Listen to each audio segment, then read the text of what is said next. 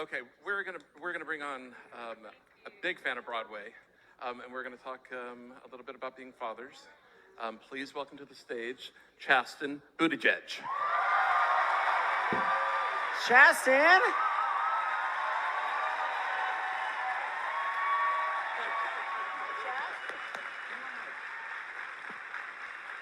Hi. Oh my gosh. So we're all dads, and You made me follow that. I know. Trying not to cry. Well, come on. Every time it was like, who's gonna follow Billy Porter? Who's gonna follow Audra? Who's gonna? It's. Weren't you a theater major? I was. Okay, so hold on. No. Oh no.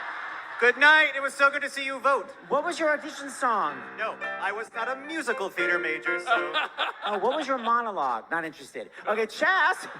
Actually, I like musicals. That's a trauma-inducing because there was a voice teacher who was convinced that I could sing, and she made me sing an Avenue Q song, and I left her office in tears and never auditioned. What was it? You can be as loud as the hell I'm not you... wearing underpants today. I'm not wearing... Okay, it's easy. You can do it. That's it was not inappropriate. easy. Thank you. Chasten, you're a new dad. We're dads of someone a little bit older. Why do you think it's important that parents are voting for blue down ballot? Oh my God, there's too much at stake. It's way too much at stake. And Audra sang that beautiful song earlier that also got me in my feels.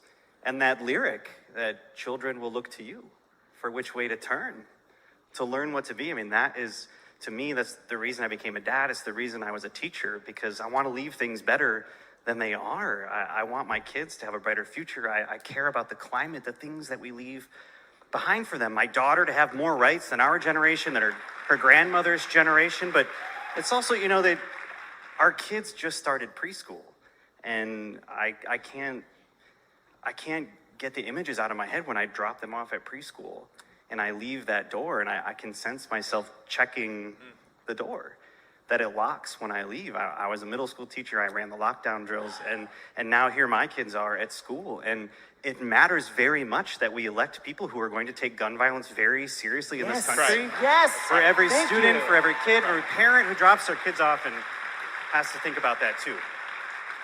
You know, when you write to Chasten, his email is sort of like, I'm a new dad, so my hours may be different from yours. So my point is, being a parent, you cannot believe how little free time you have. So people that maybe aren't parents, what can they do to help people that are like, I can't vote today, my kids have the flu, like what can they do?